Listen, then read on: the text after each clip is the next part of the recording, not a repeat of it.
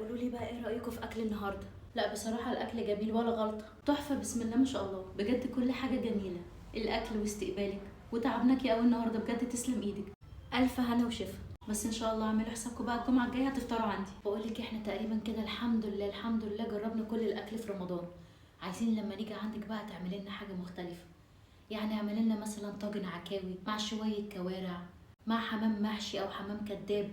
يعني غيري كده وكلها حاجات سهله وبسيطه مش هتتعبك. تصدقوا ان انا حاسه كده ان انا شامه ريحه الاكل في مناخيري، وخصوصا طاجن العكاوي. يا سلام لو عملتي كمان شويه فشه. انت عارفه لو عملتي عزومه زي دي كل العيله هتحكي عنها، وممكن نفضل لسنين قدام نقول مفيش احسن من عزومتك. بس اعملي حساب انا على الاقل في 2 طاجن عكاوي لوحدي، لان انا فعلا بعشقها. عينيا ليكم، انا اي حاجه اقدر اعملها لكم هعملها باذن الله. انا اصلا في اكلات كتير قوي ما جربتهاش بسبب انتوا عارفين الشغل، وببقى عايزه اروح اعمل اكل صحي وخلاص.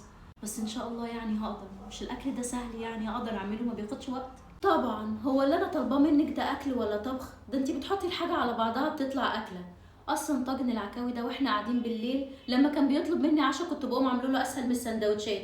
المحشي ده كنت بحشيه له كده في نص النهار، يعني كتغيير بدل الفشار والحاجات دي، لولا بس الكوليسترول هو اللي خلاني اهدى عليه شويه. ما تقولي حاجه يا ميادة. ايوه يا بنتي الموضوع كله 1+1. انتي بس خلي جوزك يجيب لك كل حاجه عشان ما تقفيش في وسط الاكل تبقي ناقصك حاجه. ويا ستي ان ناقصك بيطلبها بالتليفون. ايه مالك وشك اتغير ليه؟ في حاجه ولا ايه؟ لا ابدا.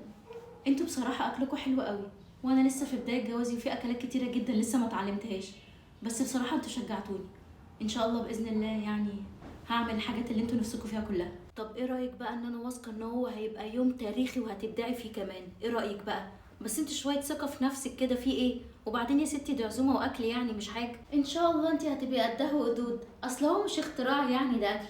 وانا باذن الله هكلم العيله كلها واحد واحد، وهاكد عليهم كلهم يكونوا موجودين، وهقول لهم ان انت هتعملي اكل ما حصلش ما حدش داق قبل كده. طيب خير ان شاء الله.